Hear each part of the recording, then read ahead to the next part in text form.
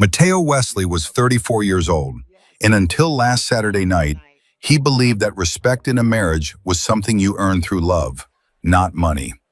He worked as a high school history teacher in Portland, Oregon, pulling in about $62,000 a year. It was honest work, the kind that let him sleep at night and look his students in the eye. His wife, Vanessa, was a corporate attorney at one of the city's top firms, making nearly 4 times what he did. Mateo had never had a problem with that. He'd married her because she made him laugh, because she challenged him, because when she looked at him, he felt seen. But her family? They'd always looked at him like he was something stuck to the bottom of their Italian leather shoes. The Caldwell family, old money from Seattle's tech boom, the kind of wealth that whispers instead of shouts. Vanessa's father, Richard, had founded a software company in the 90s that he'd sold for an amount Mateo had only heard whispered at family gatherings.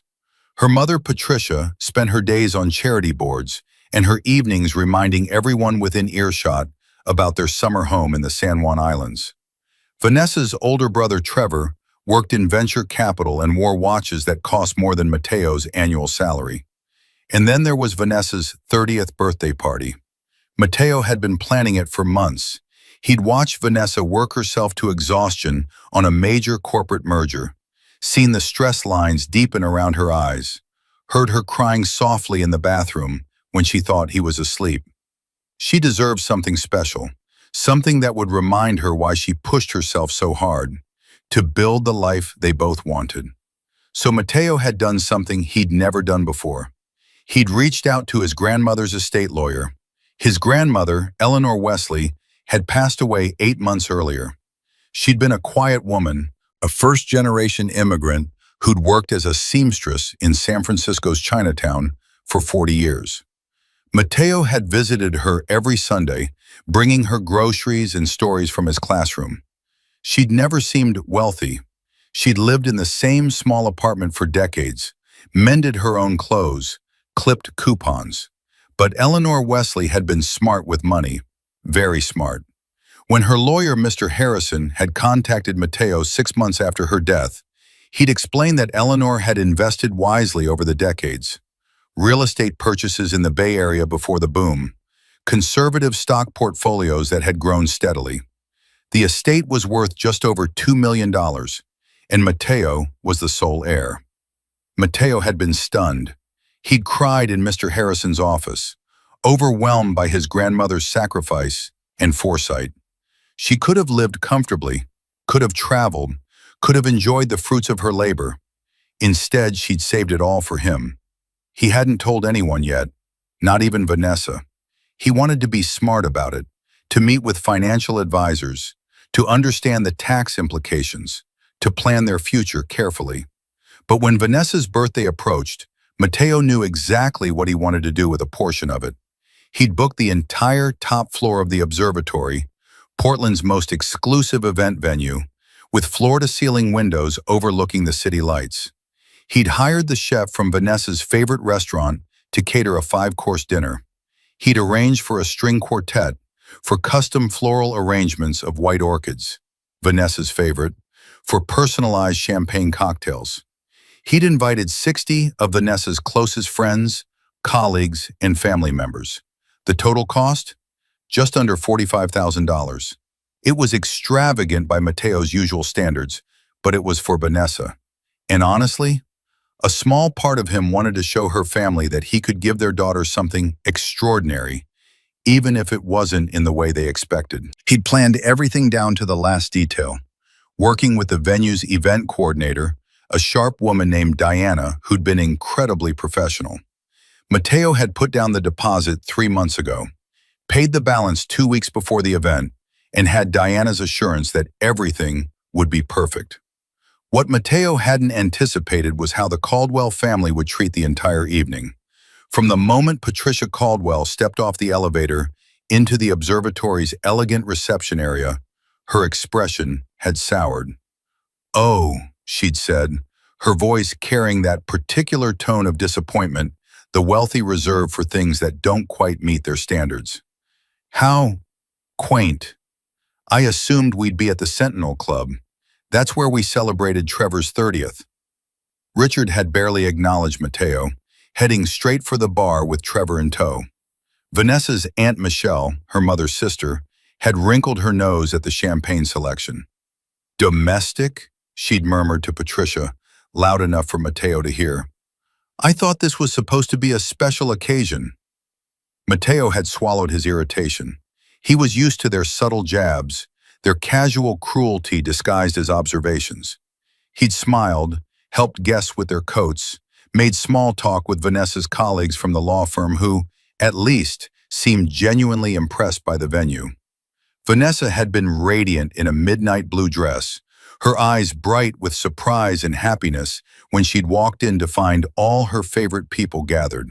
She'd kissed Mateo, whispered, "You didn't have to do all this," in his ear, and for a moment, everything felt worth it.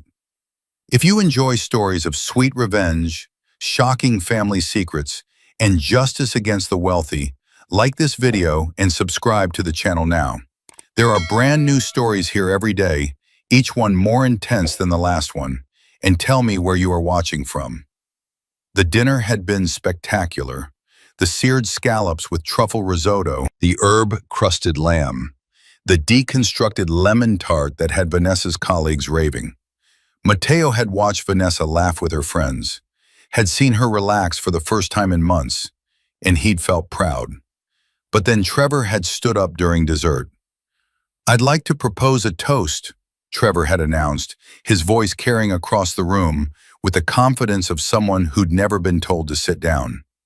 "To my baby sister Vanessa, 30 years old and at the top of her game." He'd pause for effect.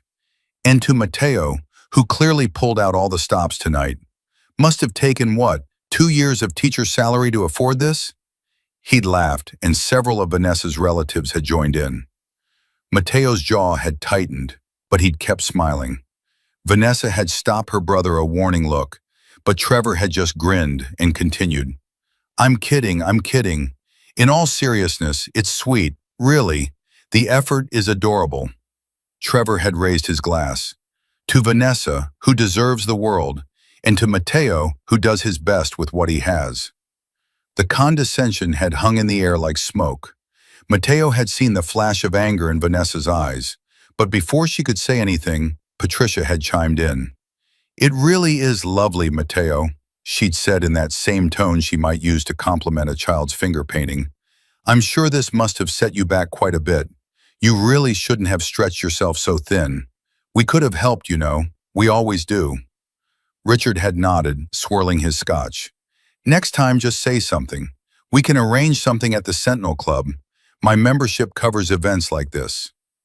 Mateo had felt the heat rising in his chest, that particular cocktail of humiliation and rage that comes from being talked down to by people who measure worth in dollar signs. But he'd bitten his tongue. This was Vanessa's night. He wouldn't ruin it. What he didn't know was that Diana, the event coordinator, had been standing just behind him, tablet in hand, preparing for the cake presentation. And Diana had heard every word. She'd also been present when Mateo had paid the full balance for the event. She knew exactly who had made this evening possible. "Excuse me, everyone," Diana had said, her voice professional but firm. "If I could have your attention for just a moment before we bring out the birthday cake." The room had quieted, guests turning toward her with polite curiosity. "I'm Diana Morrison, the senior event coordinator here at the observatory. I just wanted to take a moment to thank the person who made tonight possible." She'd smiled directly at the Caldwell family table. "It's not every day we work with clients who have such a clear vision and the resources to execute it perfectly." Trevor had smirked, raising his glass toward his father as if accepting the acknowledgement on behalf of the family. But Diana had turned to face Mateo directly. "Mr. Wesley, we want to thank you for choosing the observatory for your wife's celebration. The $45,000 investment you made in tonight's event has resulted in what I think we can all agree is a spectacular evening." Her voice had carried clearly across the now silent room. From the full venue buyout, to the custom menu by Chef Rodriguez, to the imported orchid arrangements, Every detail reflects your generosity and your love for your wife. We're honored to have been part of it." Mateo had watched the color drain from Trevor's face.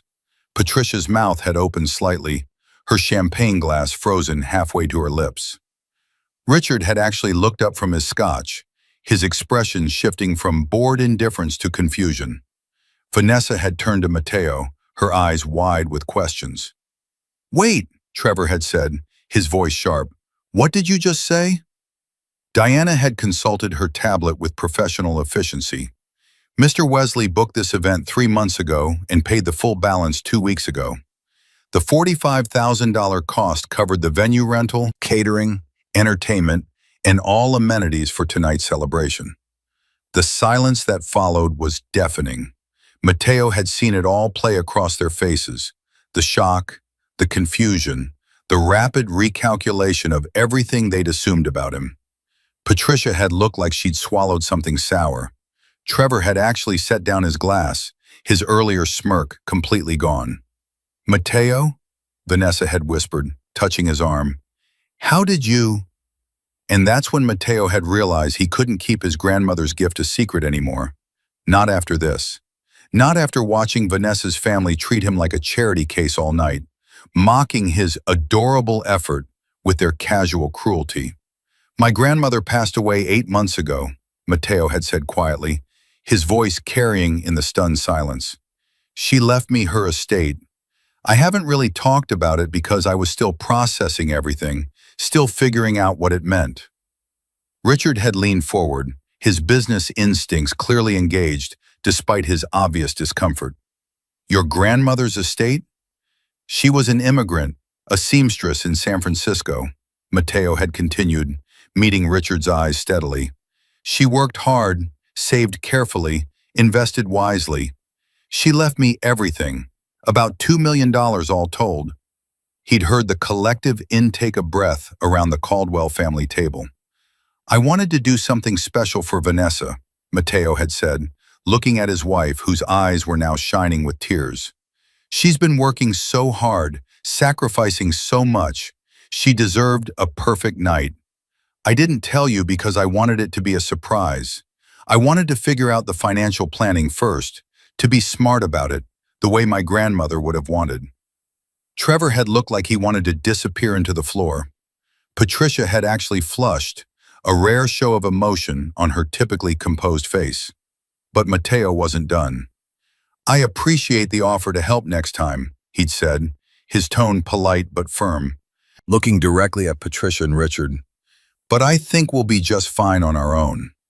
The cake had arrived then, a 3-tiered masterpiece of white chocolate and raspberry that Vanessa had mentioned loving months ago in a passing conversation Mateo had remembered. The string quartet had started playing "Happy Birthday," and the moment had passed, the party resuming its momentum. But something had shifted.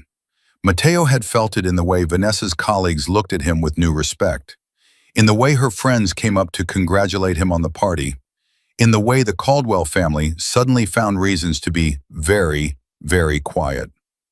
Vanessa had pulled him aside during the cake service, tears streaming down her face. "You did all this?" she'd whispered. "For me?" "Of course for you," Mateo had said, wiping her tears with his thumb. "You're my wife. You're my everything. Why didn't you tell me about your grandmother's estate?" "I wanted to surprise you, and honestly, I needed time to process it. She saved all her life to give me this chance, this security. I wanted to honor that by being thoughtful about it." Vanessa had kissed him then, deeply, not caring who was watching. When she'd pulled back, her expression had been fierce. "My family," she'd started, anger flashing in her eyes, "has always underestimated me," Mateo had finished. "I know. It's okay." "It's not okay," Vanessa had said. "The way Trevor spoke to you, the way my mother, God, Mateo, I'm so sorry." "Don't apologize for them," Mateo had said. "Let's just enjoy your party." But as Mateo had looked across the room at the Caldwell family table, he'd seen something in their expressions that made his stomach tighten. It wasn't embarrassment anymore. It wasn't shame. It was calculation. Richard had been typing something on his phone, his expression thoughtful. Patricia had been whispering to Michelle, both women glancing in Mateo's direction. Trevor had been staring at him with an intensity that made Mateo uneasy. All traces of his earlier mockery replaced with something harder to read. They had no idea what was coming, but Mateo was about to learn that the Caldwell family didn't respond to being proven wrong with grace or humility. They responded with strategy, and by the end of the night, as Mateo helped Vanessa into their modest sedan, while the Caldwell family climbed into their luxury vehicles, he'd overheard just enough of Richard and Patricia's conversation to know that his revelation hadn't ended anything. It had started something much worse. "2 million, Richard had been saying to Patricia as they'd waited for their driver. That's not family money. That's not invested wealth. That's liquid assets he has no experience managing. He's a teacher, Patricia had replied. What does he know about wealth preservation? About tax strategies? Mateo had frozen, his hand on the car door. Vanessa already inside and checking her phone. We need to have a conversation with Vanessa, Richard had continued, about protecting her interests, about making sure. They'd noticed Mateo then, and the conversation had stopped abruptly. Richard had smiled that corporate smile that never reached his eyes. Hell of a party, Mateo, he'd said. We should talk sometime.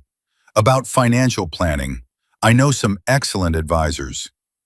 Mateo had nodded politely, helped Vanessa with her seatbelt, and driven home in silence, his mind racing. Because he'd understood exactly what Richard meant. This wasn't about helping. This was about control. The Caldwell family had just discovered that Mateo wasn't the struggling teacher they could dismiss and condescend to anymore. He was someone with resources, someone with options, someone who could give Vanessa the life she wanted without needing them. And they weren't going to let that stand. What Mateo didn't know, as he'd carried a sleepy Vanessa up to their apartment that night, was that the Caldwell family had already started making plans. Plans that would test his marriage, his integrity, and his resolve in ways he couldn't imagine. They'd spent 3 years treating him like he wasn't good enough for their daughter. Now they were about to spend the next 3 months trying to take everything he'd inherited. And Mateo? He was about to discover that his quiet, observant grandmother had left him more than money. She'd left him the one thing the Caldwell family had never counted on: options. The first strike came on Tuesday morning, 3 days after Vanessa's birthday party. Mateo was in his classroom, preparing a lesson on the Constitutional Convention, when Vanessa called. Her voice had that tight, controlled quality that meant she was in her office, trying not to let her colleagues hear her stress. "Can you talk?" she asked. "I have 10 minutes before first period. What's wrong?" "My father wants to have dinner with both of us tonight." Mateo felt his stomach sink. Tonight? He was very insistent. He said it's important, that he wants to discuss family matters. Vanessa paused. "Mateo, I think this is about your grandmother's estate." "Of course it is," Mateo said, his tone sharper than he'd intended. "Did he say anything specific?" "Just that he's concerned about our financial planning, that he wants to help." Vanessa's voice softened. "I know how my father can be. But maybe this is him trying to make amends? He was embarrassed at the party. They all were." Mateo wanted to believe that. He really did. But he'd seen the look in Richard Caldwell's eyes, heard the calculation in his voice. This wasn't about making amends. "What time?" Mateo asked. 7, at the Sentinel Club. Of course, Richard's territory, his domain, a place where he held all the power, and Mateo would be the outsider. "I'll be there," Mateo said. The Sentinel Club occupied the top 3 floors of a historic building in downtown Portland, all dark wood paneling and leather furniture that smelled like old money and older secrets. Mateo had been there once before, for Vanessa's birthday dinner 3 years ago, shortly after they'd gotten married. He'd felt out of place then, wearing his one good suit among men in custom-tailored clothes, discussing stock portfolios and vacation homes. He felt the same way now, walking through the heavy oak doors at 6:55, Vanessa beside him in her work clothes, both of them tired from long days. Richard was waiting in a private dining room, along with Patricia and, surprisingly, a man Matteo didn't recognize. He was in his mid-50s, silver-haired, wearing a suit that probably cost more than Matteo's monthly rent.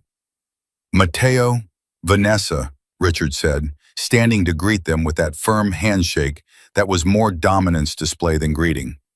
"Thank you for coming on short notice. This is Graham Mitchell. He's one of the premier wealth management advisors in the Pacific Northwest. I asked him to join us." Matteo shook Graham's hand, his guard immediately up. This wasn't a family dinner. This was an ambush. They sat, ordered drinks, went through the motions of small talk while staff brought appetizers that Matteo barely tasted. Finally, after the waiters had cleared the first course, Richard got to the point. "Matteo, I want to apologize for how we treated you at Vanessa's party," he said, and he almost sounded sincere. Almost. "It was inappropriate, and it came from a place of ignorance. We didn't know about your grandmother's estate, and we made assumptions that were unfair." "Thank you," Matteo said carefully. "But that's actually why we're here tonight," Richard continued. "Because while I was wrong about your financial situation, I'm very concerned that you may not have the expertise to manage an inheritance of this size properly.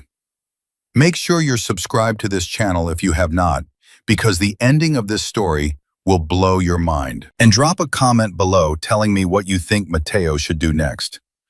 "I'm working with a financial advisor," Matteo said. "My grandmother's estate lawyer recommended someone."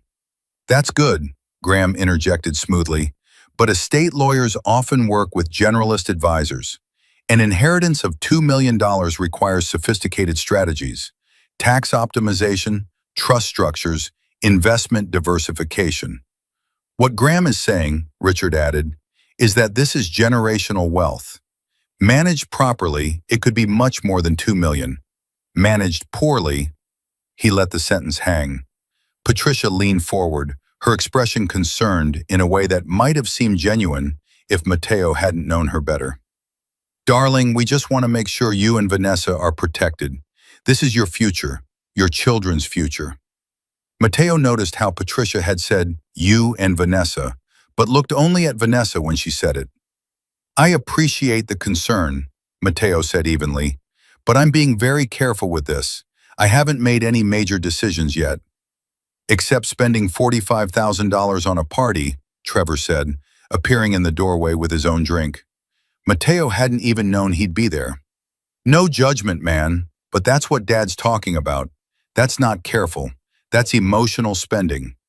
Vanessa's hand found Matteo's under the table, squeezing hard. "It was my birthday, Trevor, and it was beautiful." "It was," Patricia agreed quickly. "But your brother has a point.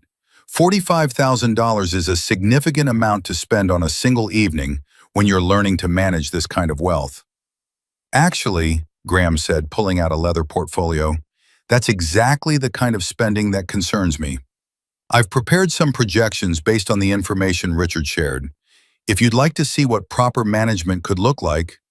He spread several charts across the table, full of graphs and numbers that Matteo actually understood better than they probably expected. He'd taught economics for 2 years before switching to history. The projections showed the $2 million growing to $5 million, then $8 million, then $12 million over various timeframes.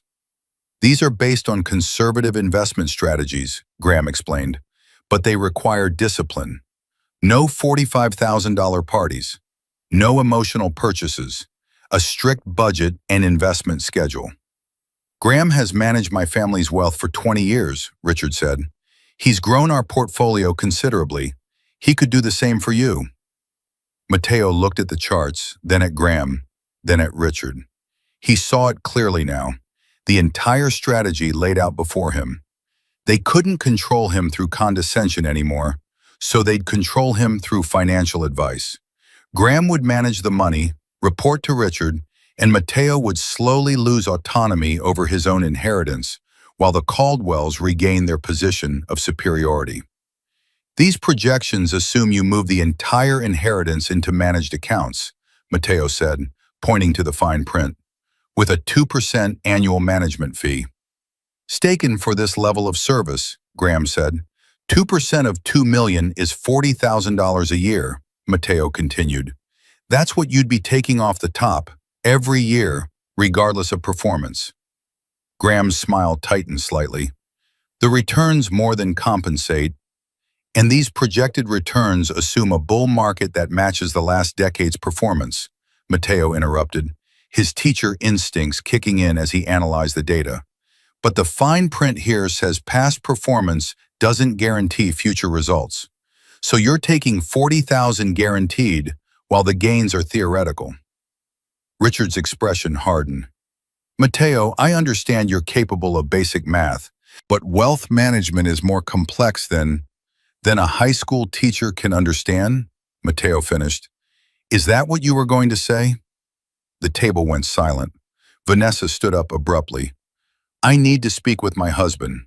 Alone. She pulled Matteo into the hallway outside the private dining room, her eyes blazing. What the hell is happening in there? Your family is trying to take control of my inheritance, Matteo said flatly. Can't you see it? Graham works for your father. Those fees would go straight to his firm. This isn't about helping us. It's about them maintaining control. They're trying to help, Vanessa insisted, but her voice wavered. My father has experience with this kind of money. We don't. I don't, Matteo corrected. You grew up with it, but you married me anyway, remember? The poor teacher who wasn't good enough for the Caldwell family. Vanessa flinched. That's not fair. Isn't it? 3 days ago they were mocking me for spending my teacher's salary on your party. Now they're suddenly concerned about my financial future? They're embarrassed, Vanessa. Embarrassed that I proved them wrong, and they're trying to regain the upper hand. Or maybe they're genuinely trying to help, and you're too proud to see it, Vanessa shot back. Not everything is about class warfare, Matteo. Tell that to your brother, who literally mocked my salary in front of 60 people. They stared at each other, the first real argument of their marriage crackling in the air between them. Finally, Vanessa spoke, her voice quiet. What do you want to do? I want to talk to my own advisors, Matteo said. People I choose, not people your father chooses for me. I want to make decisions about my inheritance without your family's involvement. They're trying to help us. There's no conspiracy here. Then why does it feel like one? Vanessa didn't have an answer for that. They returned to the dining room, where the Caldwell family was waiting with expressions of concern that didn't quite reach their eyes. Matteo sat down, took a breath, and delivered his decision. I appreciate you all taking the time tonight, he said, and Graham, I appreciate the analysis, but I'm going to handle my grandmother's estate independently. I'll be working with my own advisors, making my own decisions. Richard's jaw tightened. Matteo, that's a mistake. You don't have the experience. Then I'll learn, Matteo said firmly. That's what my grandmother would have wanted. She built this wealth through her own work, her own decisions. I'm going to honor that by doing the same. You're going to honor it by squandering it, Trevor muttered. Trevor, Vanessa warned, her voice sharp. But Patricia leaned forward, her expression hardening into something Matteo had never seen before. Genuine anger beneath the society veneer. Matteo, I think you need to understand something, she said, her voice cold. Vanessa is our daughter. We love her, and we want what's best for her. If you're going to make reckless financial decisions that affect her future, then we have a responsibility to protect her interests. What's that supposed to mean? Matteo asked. It means, Richard said slowly, that we think you and Vanessa should consider a post-nuptial agreement. The words hung in the air like a grenade with the pin pulled. A post-nuptial agreement? Vanessa repeated, her voice barely above a whisper. Just to protect both of you, Patricia said quickly, to ensure that the inheritance remains separate property, that if anything were to happen— You mean a divorce, Matteo said flatly. You're asking us to plan for a divorce. We're asking you to be realistic, Richard said. 50% of marriages end in divorce. We've seen too many families torn apart by financial disputes. A postnup simply clarifies things, protects both parties. It protects your daughter from her husband, Mateo said, standing up. That's what you mean. You want me to sign away any claim to what my grandmother left me, to make sure Vanessa gets her share if we split up, because you still don't trust me. You still think I'm some gold digger who married above his station. Mateo, please sit down, Graham said in that condescending tone wealthy people used when they wanted you to be reasonable. This is a standard practice for... I'm not standard, Mateo interrupted. I'm your daughter's husband, the man she chose to marry, and you've spent 3 years making it clear that I'm not good enough, that I don't belong in your world. Well, guess what? I don't want to belong in your world. I want to build my own world, with Vanessa, on our terms. He looked at Vanessa, who was staring at her plate, tears streaming silently down her face. I'm leaving, Mateo said. Vanessa, you can stay or come with me. Your choice. He walked out of the Sentinel Club without looking back, his heart pounding, his hands shaking with adrenaline and anger. He made it to the sidewalk before Vanessa caught up with him, grabbing his arm. Mateo, wait! He turned, half expecting her to ask him to go back, to apologize, to consider the postnup. But instead, she threw her arms around him, sobbing into his shoulder. I'm so sorry, she whispered. I'm so sorry. I didn't know they were going to do that. I swear I didn't know. Mateo held her, feeling his anger deflate into exhaustion. I believe you. A postnup, Vanessa said, pulling back to look at him, her mascara running. Like we're already planning to fail. Like they think you're just waiting to take my money. Your grandmother's money, Mateo corrected gently. Not yours. Mine. That's what makes them so angry. They stood on the sidewalk in the November cold, traffic rushing past, the warm glow of the Sentinel Club's windows above them. Mateo could see shadows moving in the private dining room, where the Caldwell family was probably discussing their next move. What do we do? Vanessa asked. We go home, Mateo said. We talk. We figure this out together. But as they walked to Mateo's car, he caught a glimpse of Richard Caldwell watching them from the club's window, his phone to his ear, his expression calculating. This wasn't over, it was just beginning, and Mateo was about to discover that the Caldwell family had resources he'd never anticipated, connections he'd never imagined, and a willingness to fight dirty that would test everything he thought he knew about family, loyalty, and love. Because 3 days later, Mateo received a letter from one of Portland's most prestigious law firms. The Caldwell family was suing him for financial fraud, claiming that his grandmother's estate had been obtained through elder abuse and that he'd manipulated a vulnerable woman for personal gain. They were trying to take everything, and they were using Vanessa's own law firm to do it. Mateo stared at the legal documents spread across their kitchen table, his hands trembling. The letter was on heavy cream paper with embossed letterhead.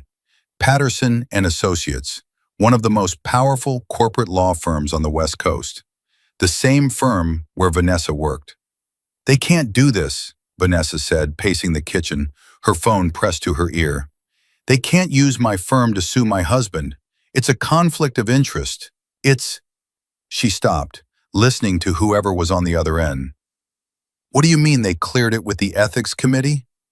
Mateo read through the complaint again, each accusation more outrageous than the last. The Caldwells claimed that Eleanor Wesley had been suffering from diminished mental capacity when she'd updated her will. That Mateo had isolated her from other family members. What other family members? Mateo thought bitterly, when he'd been her only regular visitor? That the $2 million estate was disproportionate and suggested undue influence. They were painting his grandmother as a victim and him as a predator. Vanessa ended her call, her face pale. My managing partner says the firm vetted the case thoroughly.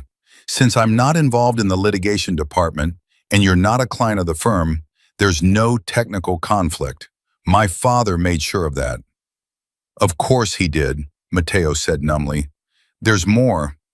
Vanessa sat down heavily. They're requesting a full forensic audit of your grandmother's estate. They want to examine every transaction she made in the last 5 years of her life, every withdrawal, every change to her will. And they're asking for a temporary restraining order to freeze the estate assets pending the outcome of the investigation. Mateo felt the room spin.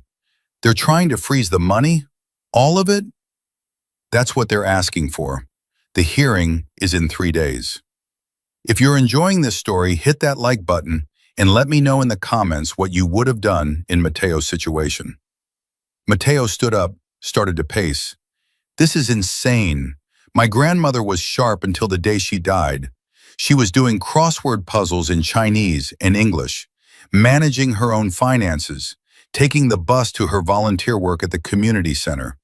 She had a full mental capacity evaluation done by her doctor 6 months before she died, specifically because she wanted to make sure the will wouldn't be challenged. Do you have that evaluation? Vanessa asked. Mr. Harrison should have it. He's her estate lawyer. Mateo grabbed his phone. I need to call him right now. But when he reached Mr. Harrison, the news got worse.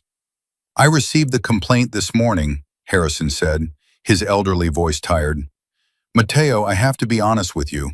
This kind of challenge is difficult to fight. The Caldwells have resources and they're alleging elder abuse. Even if the claims are baseless, the legal fees alone could drain a significant portion of the estate. So what do I do? You need a litigator, someone who specializes in estate disputes.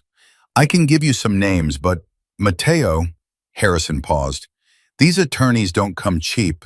You're looking at a retainer of at least $50,000, and the case could cost several $100,000 to fight properly. Mateo felt sick. So they're forcing me to spend my inheritance defending my right to my inheritance? I'm afraid that's exactly what they're doing. Over the next 48 hours, Mateo learned exactly how ruthless the Caldwell family could be when they wanted something. The story hit the legal community gossip circuit. Wealthy teacher inherits suspicious fortune from elderly grandmother, family challenges estate. Vanessa started getting questions at work, sympathetic looks from colleagues who thought she was married to an elder abuser. The local news picked it up, a human interest story. Family claims teacher exploited grandmother for millions. Mateo's principal called him in for a meeting. I'm not saying I believe any of this, Principal Brennan said carefully, but parents are calling. They're concerned. Until this is resolved, I think it's best if you take a leave of absence. You're suspending me? I'm protecting you and the school. Paid leave, Mateo, just until this blows over. But it wasn't blowing over. It was getting worse. The temporary restraining order hearing was held in front of Judge Patricia Morrison, a stern woman in her 60s with a reputation for being thorough. The Caldwells had brought in Arthur Patterson himself, the founding partner of Patterson and Associates, a legal legend known for winning impossible cases. Mateo had managed to hire Diane Wesley, no relation, a tough estate litigation attorney who came highly recommended but whose retainer had indeed cost him $50,000 from the estate. Arthur Patterson presented his case with theatrical precision. He showed financial records of Mateo's grandmother's modest lifestyle, the same apartment for 40 years, the clipped coupons, the thrift store clothes. He contrasted it with the $2 million estate and suggested it was evidence of someone being taken advantage of, not someone making smart financial decisions. Your Honor, Patterson said, his voice grave, we have a vulnerable, elderly immigrant woman who lived in poverty despite having millions of dollars. Why? Because her grandson convinced her to save every penny for him. He visited her every week, not out of love, but to ensure she stayed isolated, dependent, and grateful. This is textbook financial exploitation of the elderly. Mateo wanted to scream. His grandmother had lived modestly because that was who she was, because she'd grown up poor and never lost those habits, because she found joy in simplicity, not excess. But how did you prove someone's character in a courtroom? Diane Wesley fought back hard. She presented the mental capacity evaluation, medical records showing Eleanor Wesley's perfect cognitive health. She showed the will had been updated by Eleanor's choice, that she'd consulted independently with multiple attorneys and financial advisors, that every decision had been carefully documented. But Patterson had an answer for everything. Mental capacity doesn't preclude emotional manipulation, Your Honor. In fact, the records show that Mr. Mateo Wesley was the only family member visiting her regularly. Where were the friends? Where was the community? Why was she so isolated? She wasn't isolated, Mateo said loudly, unable to stop himself. She had friends at the community center. She played mahjong every Thursday. She went to church. She lived her life exactly how she wanted to live it. Judge Morrison gavelled for order. Mr. Wesley, please let your attorney speak for you. The hearing lasted 3 hours. In the end, Judge Morrison delivered her ruling.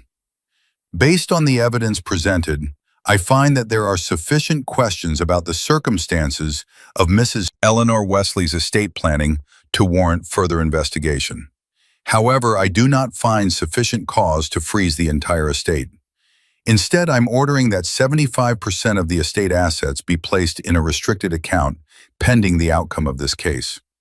Mr. Wesley may access the remaining 25% for reasonable living expenses and legal fees.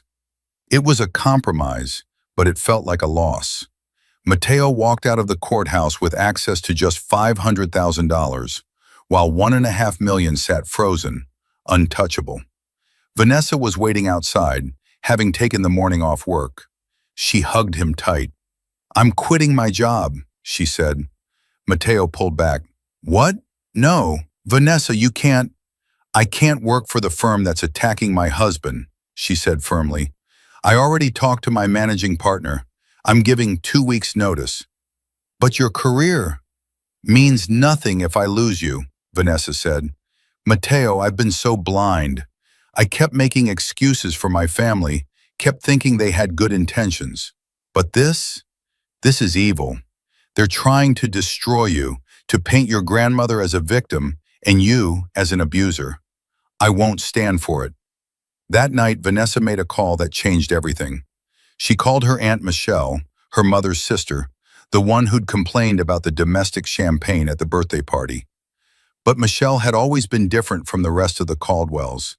She'd married a middle-class accountant instead of another tech millionaire, lived in a normal house instead of a mansion, drove a Toyota instead of a European luxury car.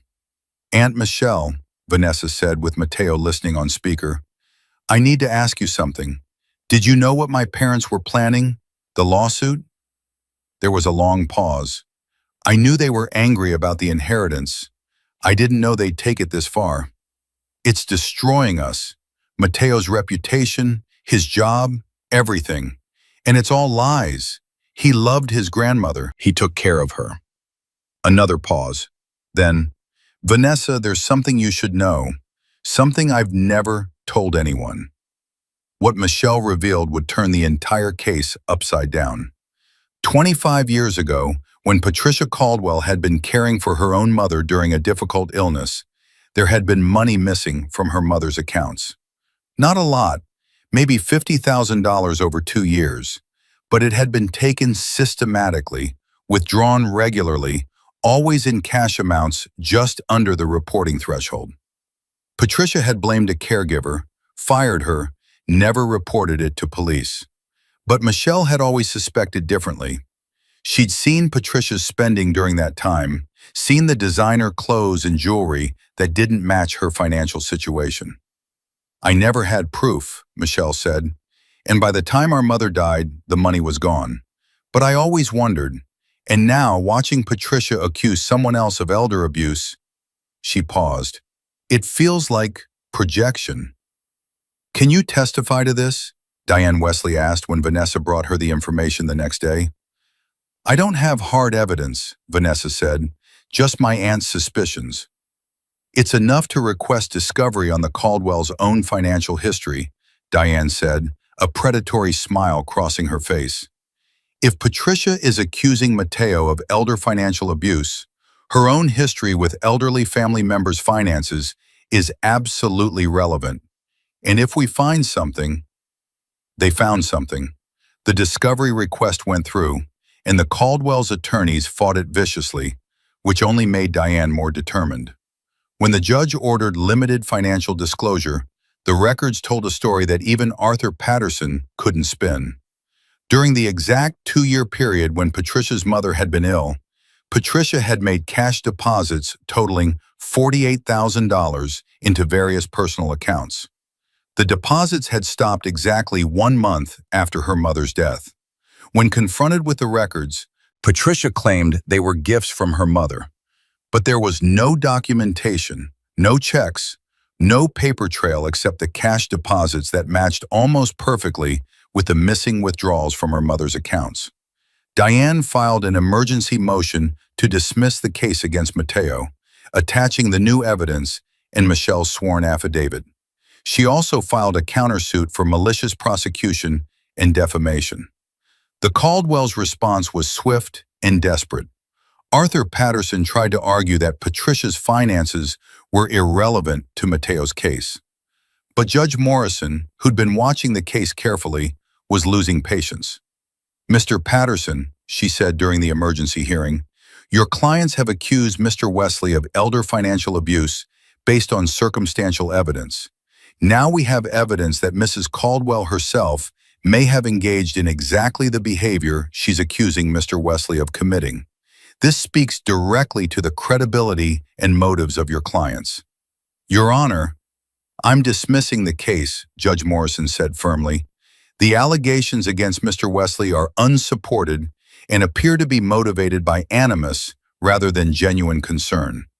The freeze on the estate assets is lifted immediately. Furthermore, I'm awarding Mr. Wesley legal fees and ordering the plaintiffs to pay for the cost of this proceeding." The courtroom erupted.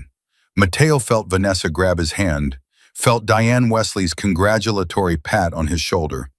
But he was watching Richard Caldwell's face as the reality sank in. They'd lost, publicly and completely. The legal fees alone cost the Caldwells over $200,000. But the real cost was their reputation. The story that had painted Mateo as an elder abuser now shifted. Patricia Caldwell's own suspected abuse of her mother became the narrative, spread through the same gossip networks that had condemned Mateo weeks earlier. Vanessa quit her job as planned and took a position at a smaller firm that specialized in estate planning and elder law.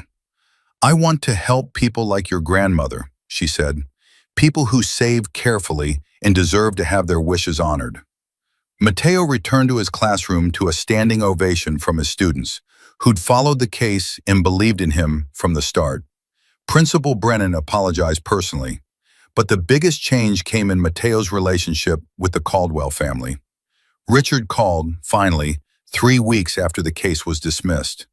His voice was different, not the confident corporate tone Mateo had always known, but something smaller, more human. "I was wrong," Richard said simply. "About you, about your grandmother, about everything. I let my pride and my prejudice blind me to who you really are." "Why did you do it?" Mateo asked. "Why try to destroy me?" "Because I was threatened," Richard admitted. "You had resources independent of us. You didn't need us anymore, and I realized that meant Vanessa didn't need us anymore either. We were losing control, losing our daughter, and I panicked. I fought back the only way I knew how, with money and lawyers. You almost destroyed my life. I know, and I can't take that back, but I'm asking for a chance to make it right." Mateo thought about his grandmother, about her wisdom and her quiet strength. She'd taught him that forgiveness wasn't about excusing bad behavior. It was about freeing yourself from anger. "I'll forgive you," Mateo said, "eventually, but I won't forget. And my relationship with your daughter doesn't depend on my relationship with you anymore. We're building our own life on our own terms." "I understand," Richard said. "That's fair." Patricia never apologized. She withdrew from public life for a while, Her charity board positions quietly ended. The investigation into her mother's finances was never formally pursued, but the questions lingered. Trevor sent a text. "You won. Congrats. Maybe I underestimated you." It wasn't an apology, but from Trevor, it was probably the closest Matteo would get. 6 months later, Matteo and Vanessa hosted a small dinner party at their new home, a modest but comfortable house they'd purchased with part of the inheritance. The guest list included Mr. Harrison, Diane Wesley, Aunt Michelle, and a few close friends. No Caldwells. As Matteo raised his glass to toast, he thought about his grandmother, about the life she'd lived and the gift she'd given him. Not just money, but the freedom to choose his own path. "To Eleanor Wesley," he said, "who taught me that real wealth isn't about how much money you have. It's about living with integrity, working hard, and never letting anyone make you feel small." Everyone drank to that. Later, as guests were leaving, Vanessa pulled Matteo aside on their new back porch. "Do you ever regret it?" she asked. "Standing up to my family? Fighting back?" "Not for a second," Matteo said. "Your grandmother left me more than an inheritance. She left me options. And I chose to use those options to build a life I'm proud of, with a woman I love, on terms that honor both of us. Even if it meant losing my family." "We didn't lose them," Matteo said. "We just redefined what family means to us, and that's okay." Vanessa smiled, leaning into him. "I love you, Matteo Wesley. I love you too." The lesson Matteo learned, the one he'd carry forward for the rest of his life, was this: sometimes people will try to make you small because it makes them feel big. They'll attack your worth, question your value, try to take what's yours because they can't stand to see you succeed on your own terms. But real strength isn't about fighting back with the same weapons. It's about knowing your worth, standing your ground, and refusing to let anyone else's prejudice define who you are. His grandmother had known that. She'd lived it every day, working quietly, saving carefully, building a legacy through dignity and determination. And now Matteo knew it too. If you enjoyed this story, like this video and leave a comment telling me what you thought. And if you're not already subscribed to the channel, please subscribe and hit the notification bell to get alerts for new stories like this one. Thanks for watching, and I'll see you next time.